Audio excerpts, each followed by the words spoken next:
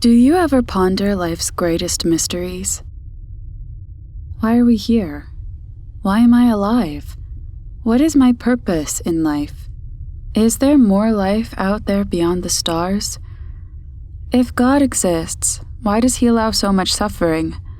What is the nature of good and evil? Did a God of love create the devil? What happens when I die? For these questions and more, there are answers. The real question is, are you ready to accept the one who has the answers that will satisfy all your heart's longings? Join us as we take a journey through the conflict of the ages.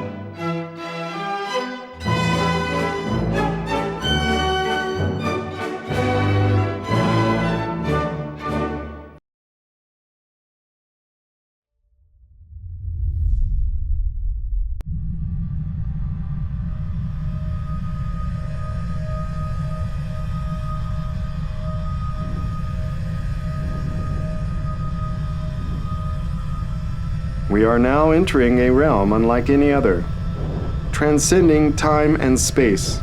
We are now entering the truth.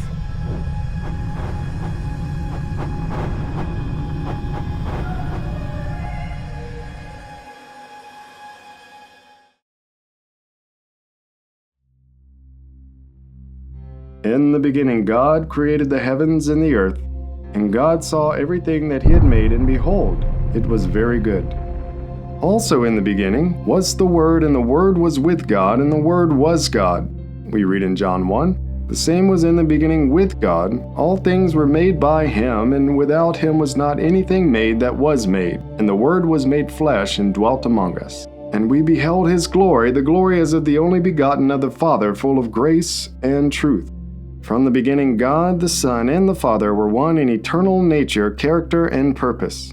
The Lord possessed me in the beginning of His way, before His works of old. I was set up from everlasting. When He appointed the foundations of the earth, then I was by Him as one brought up with Him, and I was daily His delight, rejoicing always before Him. Paul tells us of His dear Son, the image of the invisible God, for by Him were all things created that are in the heaven and that are in the earth, visible and invisible, whether they be thrones or dominions or principalities or powers. All things were created by Him and for Him. And He is before all things, and by Him all things consist. Talking about the Son. Christ worked with the Father in the creation of all things, including the laying of the foundations of the earth, when the morning stars sang together and all the sons of God shouted for joy. All was in perfect harmony all throughout all of God's universe. But a change would come.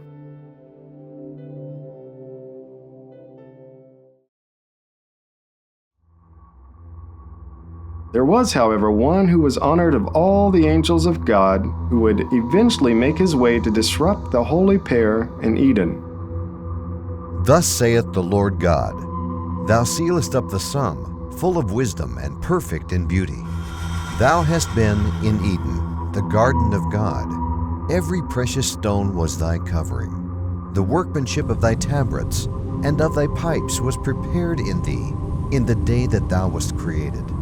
Thou art the anointed cherub that covereth, and I have set thee so. Thou wast upon the holy mountain of God. Thou wast perfect in thy ways, from the day that thou wast created, till iniquity was found in thee.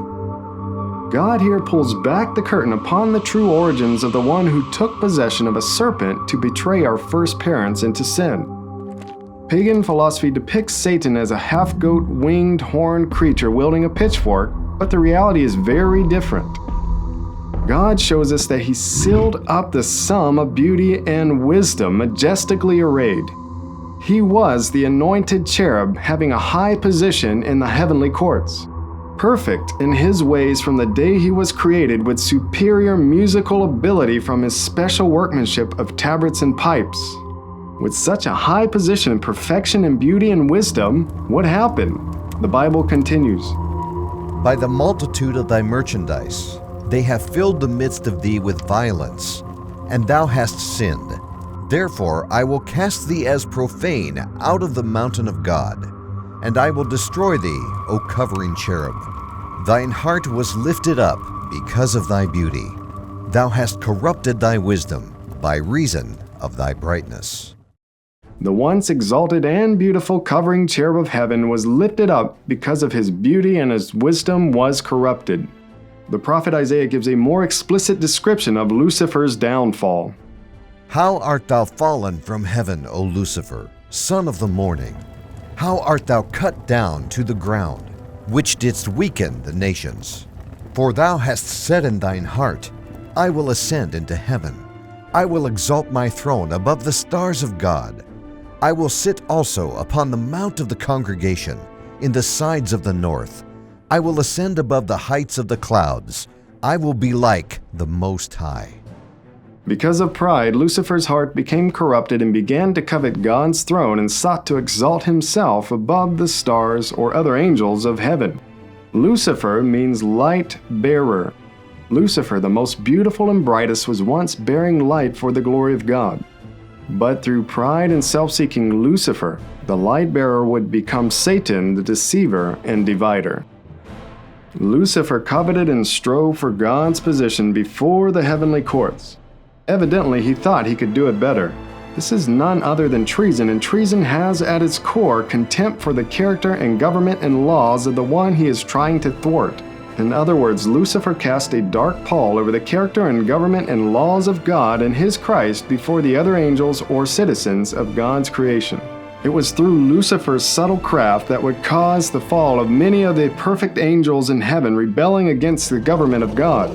The revelation pulls back the curtain between the seen and the unseen, revealing what happened in the heavenly courts. Revelation 12 tells us, And there was war in heaven.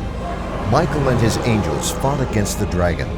And the dragon fought and his angels, and prevailed not, neither was their place found any more in heaven.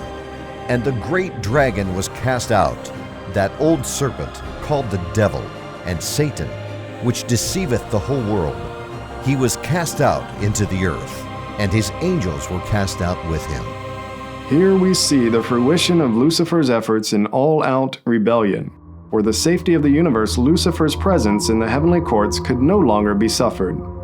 Why allow Lucifer to become Satan?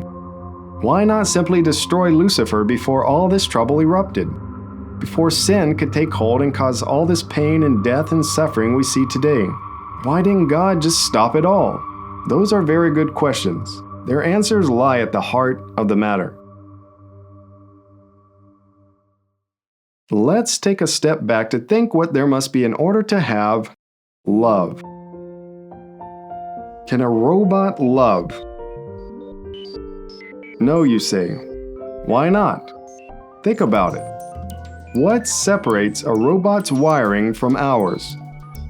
It lies in the ability to choose. A robot only will do what it is programmed to do. A human has the capacity to make a choice. That ability of choice is the only thing that allows for us to love. We ultimately choose whether to love or to hate. God could, when He created us, have wound us up like robots to do whatever He wants without question. But have you ever tried to love a robot? A robot's love means nothing because it is only doing what you have told it to do. However, a human's love can be worth more than the world because a human that could have chosen so many others or nobody at all, instead chose to give their life to you. This, a robot cannot do. God is not interested in worthless robotic love from the beings He has created. This would include all of the angels and inhabitants of His universe. This would have included Lucifer as well. However, with giving the ability to choose to love and serve and obey is the ability to not love and choose to disobey. The one thing that God will not come in between is our power of choice. Unfortunately, because Lucifer's heart was filled with pride and selfishness, Lucifer chose to love himself greater than God and covet God's position. Why would Lucifer choose this? This is the mystery of iniquity. So why didn't God just destroy Lucifer before all this mess started? Never before had discord and distrust of the character and government of God been introduced into this universe. Think about it. What if God would have simply destroyed Lucifer? Or anyone who simply spoke against his rulership? How might that appear to the rest of the universe? God must allow the fruit of Lucifer's rebellion, his character, to be fully manifest to all the universe to, for all eternity, put an end to the question of if God is truly love and the wisdom of His governance.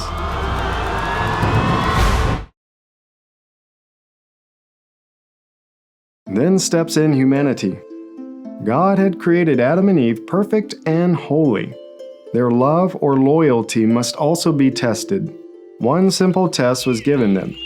While they were within the sanctity of God's will, they knew nothing but harmony, peace, joy, happiness, and goodness. God said to them, "Of every tree of the garden thou mayest freely eat.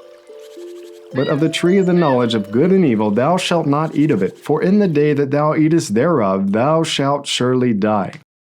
However, the now fallen angel took possession of the serpent and, through his craft and subtleness, deceived Eve to choose against God and lead her husband to make the same choice.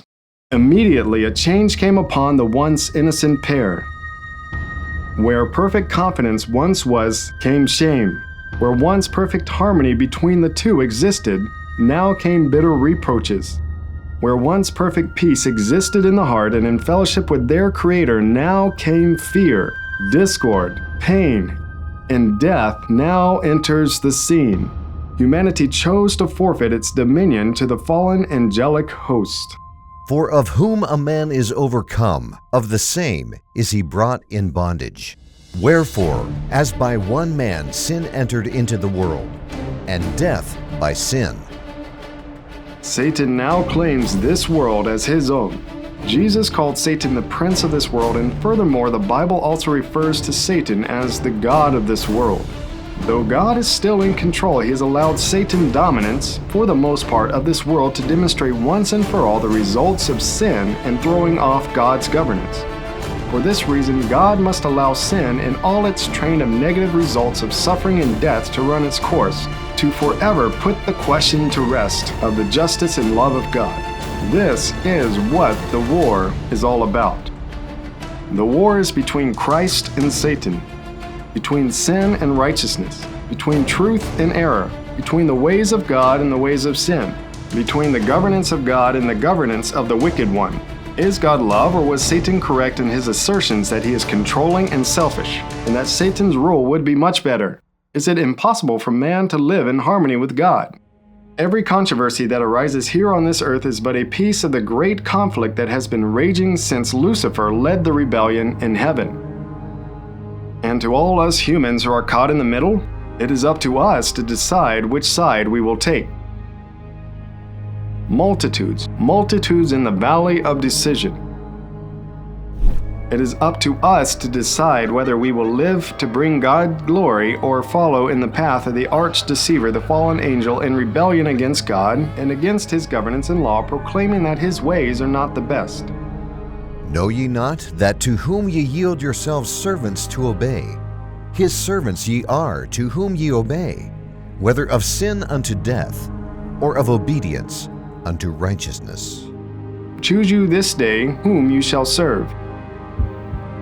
This life is but a vapor, and God promises to far more than make up for this short time of tribulation and pain we experience, if we but trust His love and put our faith totally in Him. Though sin has marred and blotted this earth, there is still much to attest to the love and watch care of God.